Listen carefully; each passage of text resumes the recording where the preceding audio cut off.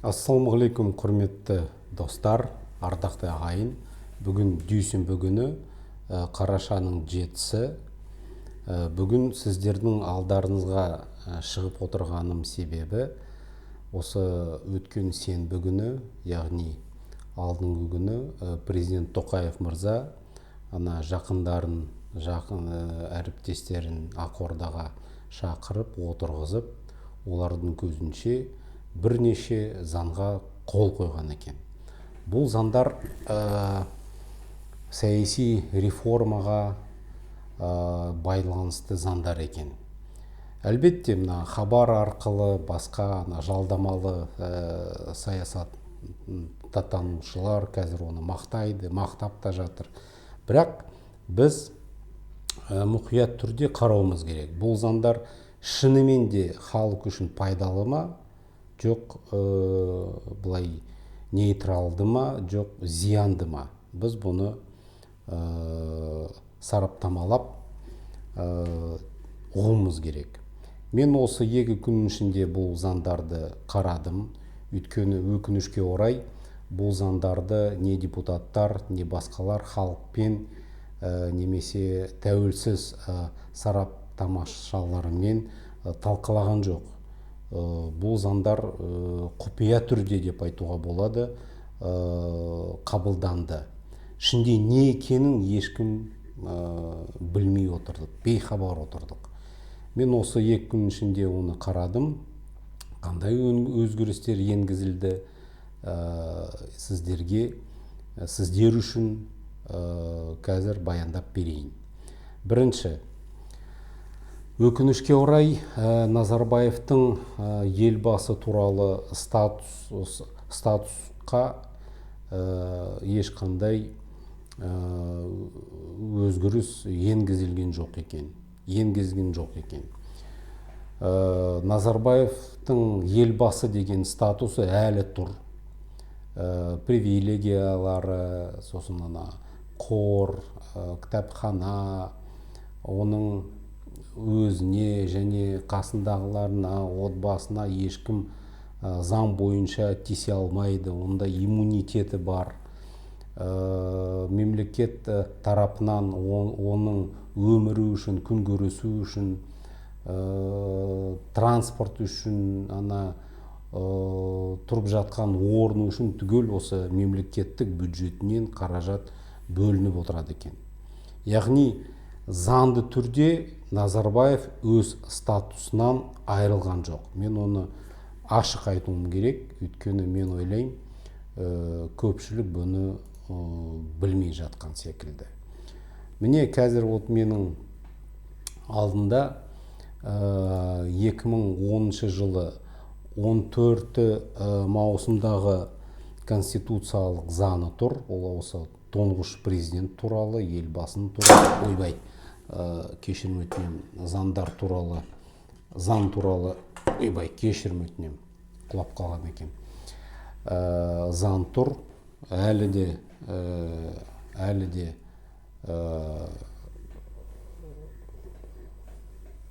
бұл заңды негізі өшіріп тастау керек еді.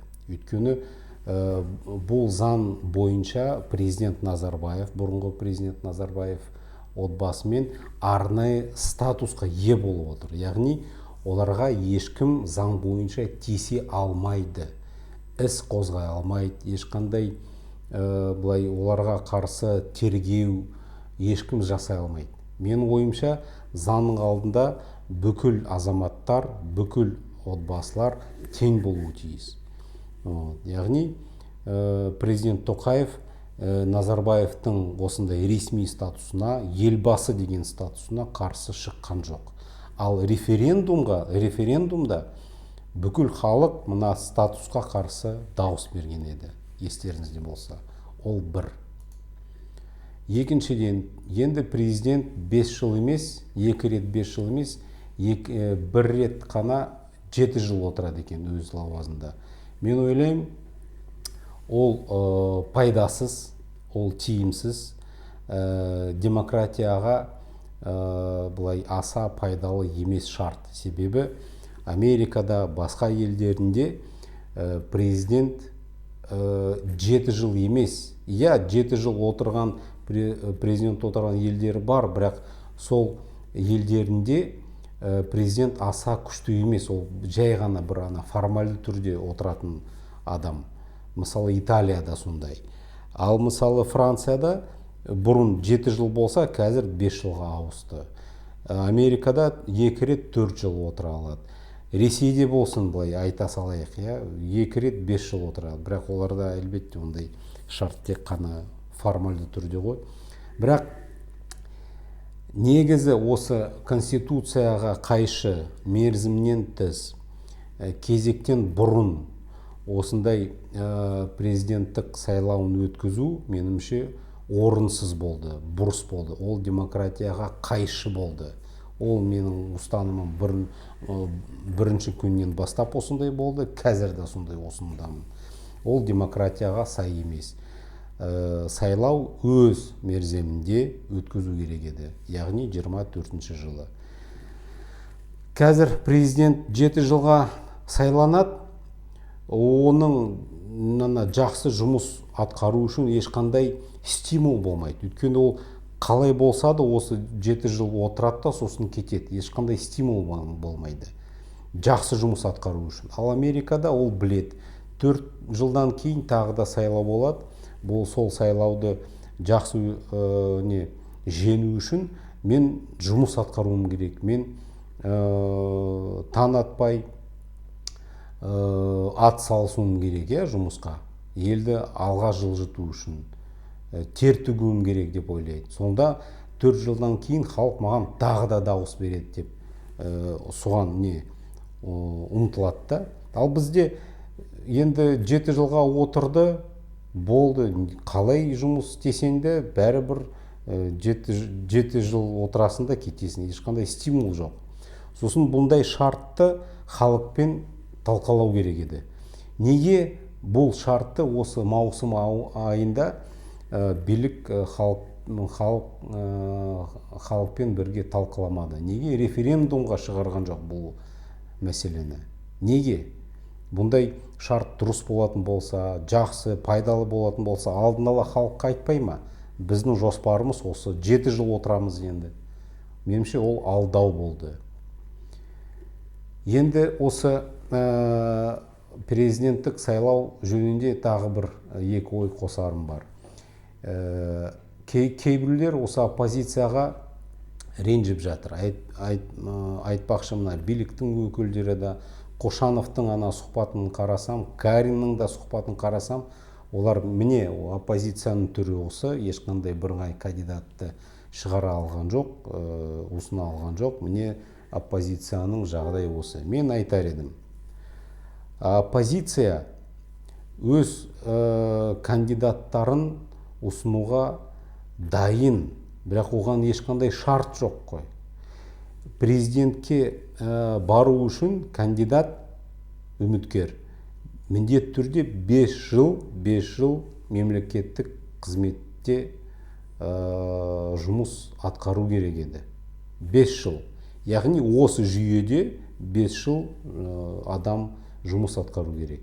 Содан ғана ол үміткерге құқылы. Сосын өзін ұсына алмайды. Біз оны мысалы оппозиция болып оны ұсына алмаймыз. Ол тек қана ең кемі 9 филиалы бар республикалық жай емес ұйым ғана ұсына алады. Әлбетте бұндай ұйымдар түгел биліктің қолында. Бізде ондай ұйымдар жоқ. Әрі қарай қарайтын болсақ, 10 күннің ішінде 120 мың қол жинау керек екен. Ол мүмкін емес жағдай, мүмкін емес шарт деп есептеймін. Ол тек қана биліктің қитұрқы әрекетімен ғана жинадық деп айтуға келеді. Өйткені реалды түрде 120 мың адамды ешкім жина алмайды. Өйткені санасаңыздар, 120 мың мейлі адам үшін қол қою үшін 1 минут қажет болады дейік. Сонда 120 мың минут керек. 120 мың минут, мен сіздерге айтайын, ол бірнеше ай болады. Өйткені адам келу, сосын біз көруіміз керек қой, кезектер болу керек, пункт, қол жинайтын бір орындар болу керек, ешкім көрмедік қой. Қазір мысалы 6 кандидат барды, иә, әрқайсы 120 мың жинадық деп айтты. Меніңше ол өтірік, өйткені әр кандидат 120 мың адамның қолын жинады деп сенсек, онда ол 720 мың адам, 720 мың минут, ол мен сіздерге айтайын, ол 5 ай уақыт. Өйткені 9-дан енді күні бойы жиналмайды, ол 9-дан мысалы 6-ға дейін жинасын, кезекпен жинасын, подряд жинасын. Онда 5 ай уақыт керек. Ол мүмкін емес шарт. Өйткені сол үшін ол өтірік. Осындай кедергілер бар. Сол үшін оппозиция жаймен жай ешқандай кандидатты ұсына алмайды. Ондай шарт жоқ. Біздің ондай билік арнайы заң бойынша осындай кедергі жасап отыр. Сол үшін біз осындай ұят, менің ойымша, ұят президенттік сайлауына куә болып отырмыз. Кандидаттардың түрі осы. Жигули Дайрабаев мысалы ренжімесін, оның атына адамдар күліп отыр. Ренжімесін, өйткені адамдар неге күліп отыр? Өйткені Жигули Дайрабаев болсын, басқалар болсын, бұл сайлауға дейін саясатқа араласқан жоқ. 11 жылы Жаңаөзен мен Шетпе қанды оқиғасы болған кезде қайда осы Жигули болды? Немесе Мейрам Қажыкен, немесе басқалар қайда болды? 16 жылы жер мәселесі ұрып тұрған кезінде айырылып қалған, біз айырылып қала жаздадық қой сол кезде жерімізден. Қайда болдыңдар?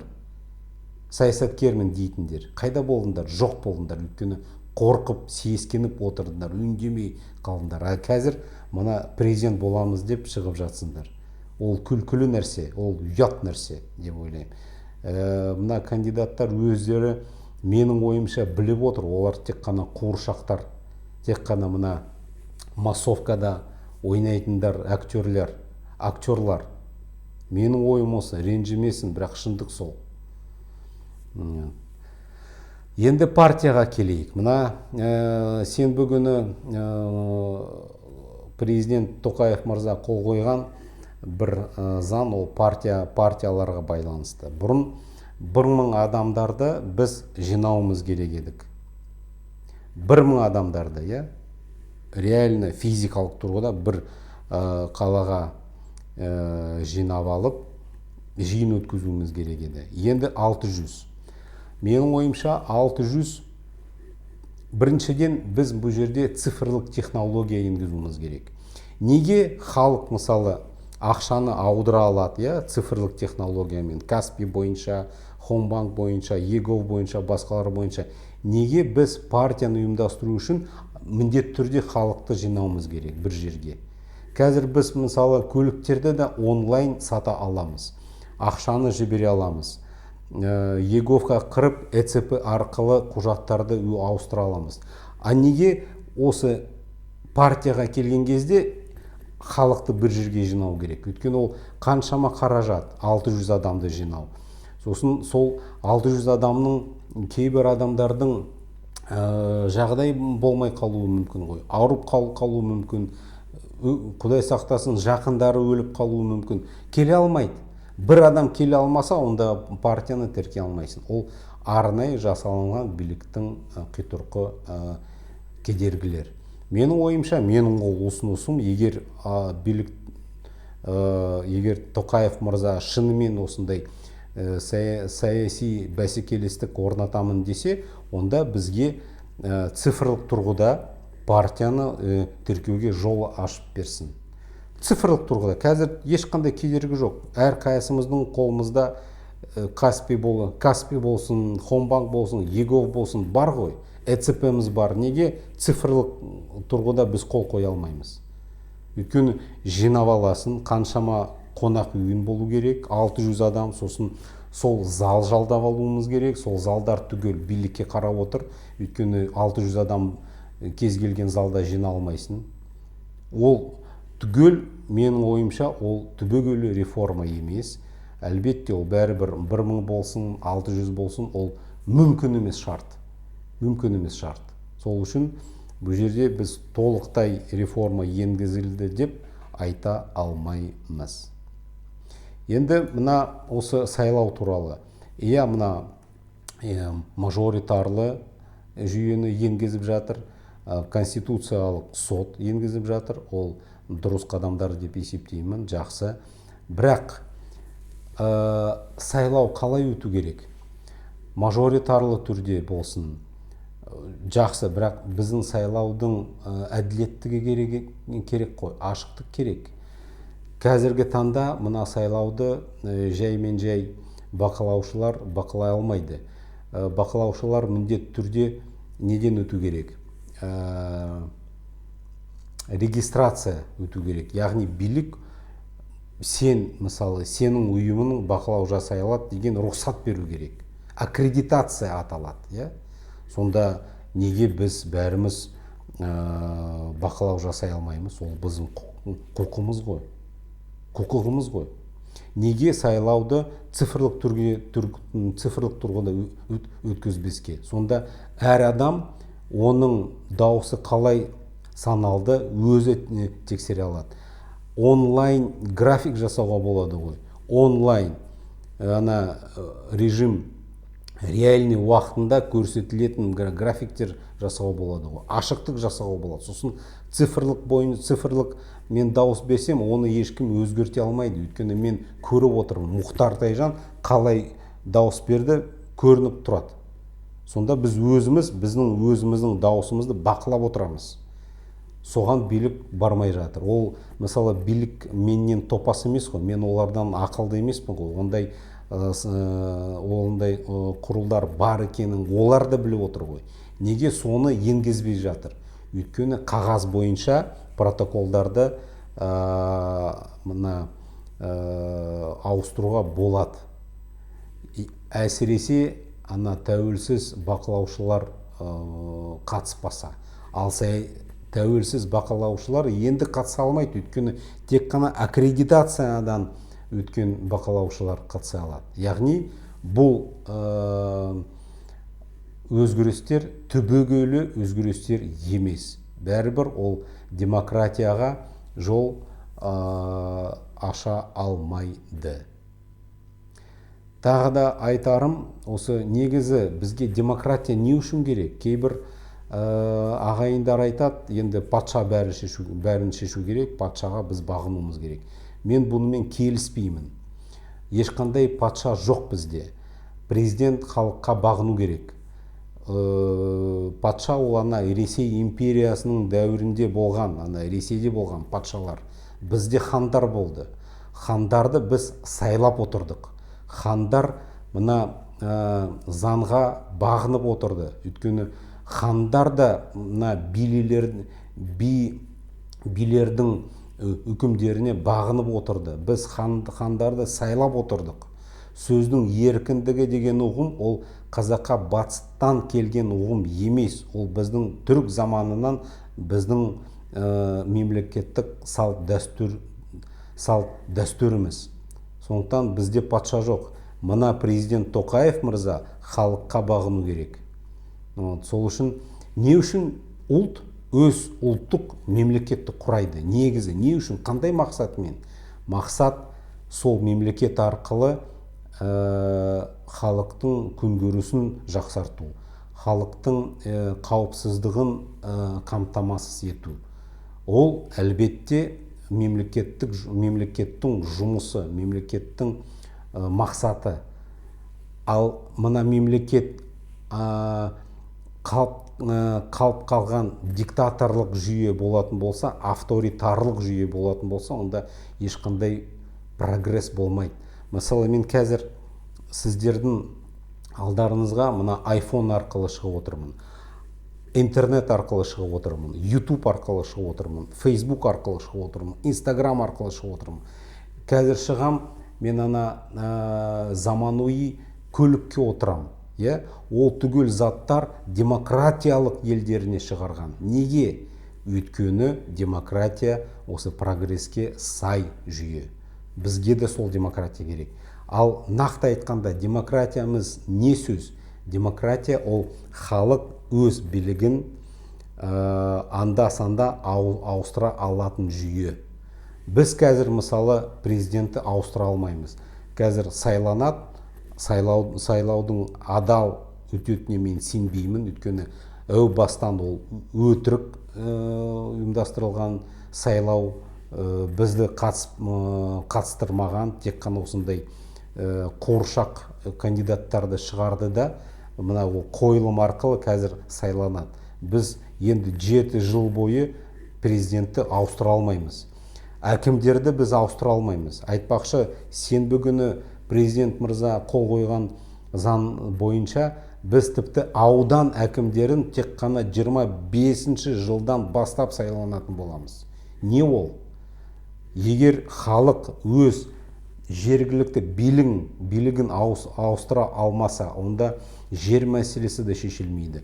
Онда балабақша, мектеп, аурухана ешіне шешілмейді. Өйткені сол әкім халыққа емес, өз бастықтарына қарап отырады.